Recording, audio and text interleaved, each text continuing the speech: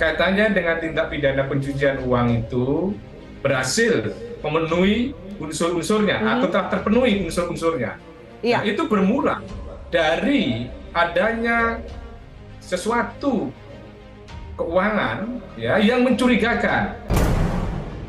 Ada 16 pucuk senjata, 11 laras pendek dan 5 laras panjang ya.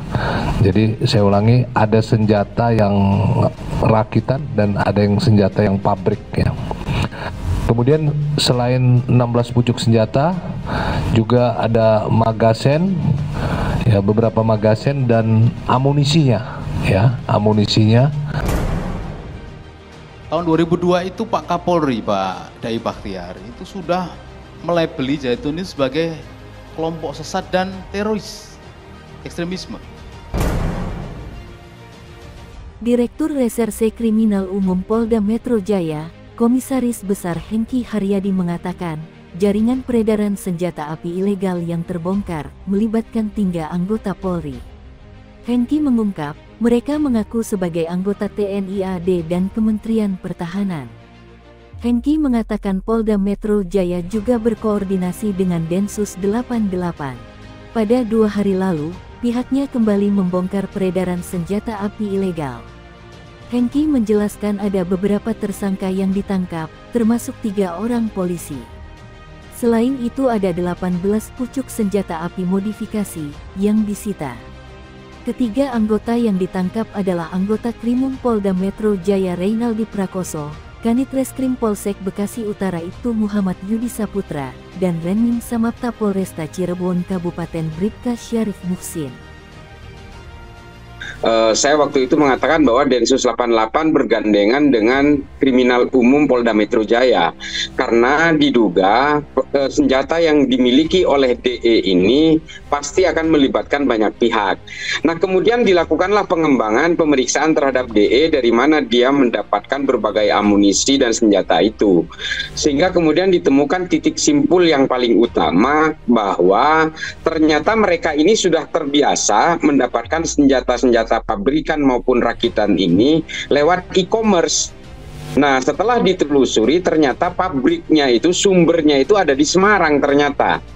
Nah, inilah kemudian dari Semarang ini ditemukan perkembangan baru yang melibatkan beberapa oknum. Dari hasil pendalaman sementara, oknum polisi ini ternyata juga membeli senjata-senjata itu lewat e-commerce dari pabrik yang sama di Semarang ini. Makanya kemudian dilakukan pengembangan dan ini saya kira memang harus terus didalami. Yang paling kita takutkan adalah senjata ini memang takutnya jatuh ke tangan orang-orang yang terpapar terorisme seperti tersangka DE kemarin yang ditangkap Densus.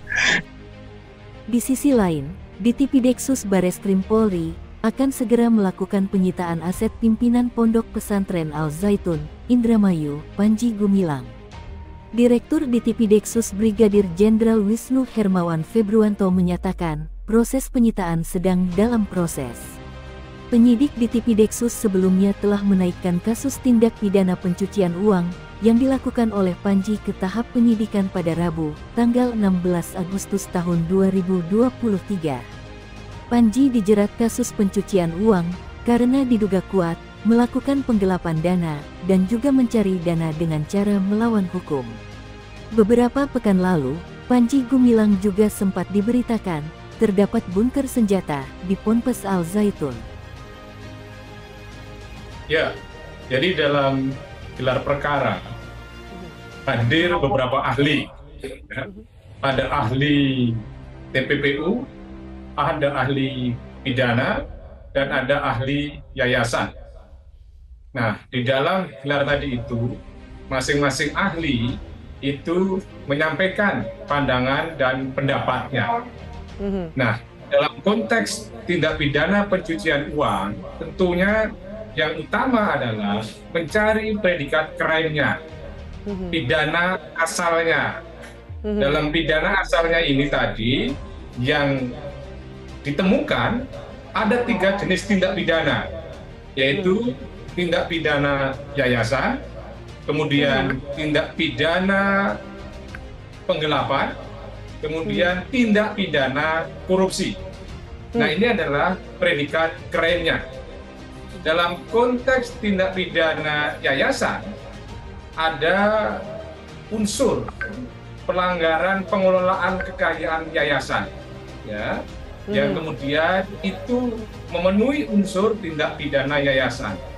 Tidak adanya transparansi, tidak adanya akuntabilitas, ada pembagian yang tidak sesuai dengan prosedur, terus kemudian pemberian kuasa kepada penggagas, ya, pesantren.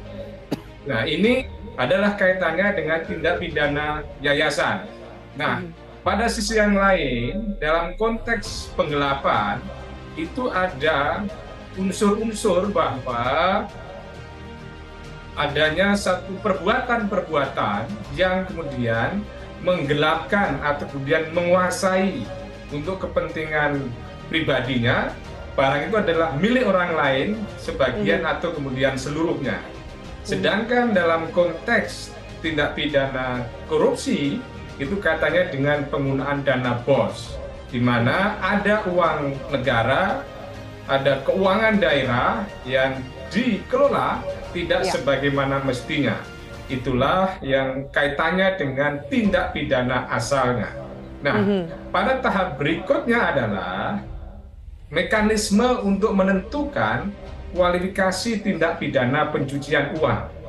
Apakah opini polemik yang berkembang selama ini kaitannya dengan tindak pidana pencucian uang itu berhasil memenuhi unsur-unsurnya atau telah terpenuhi unsur-unsurnya?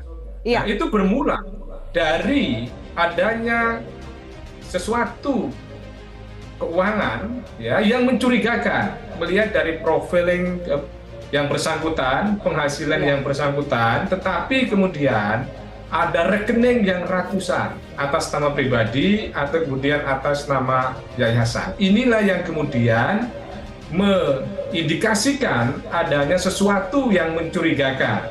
Nah, pada sisi yang lain, setelah dicermati, adanya juga modus menghindari pelaporan, ya, di mana pelaporan tadi itu dilakukan tidak sebagaimana mestinya, sehingga ditengarai sebagai salah satu bentuk misalnya upaya menghindari kewajiban-kewajiban yang sebagaimana mestinya.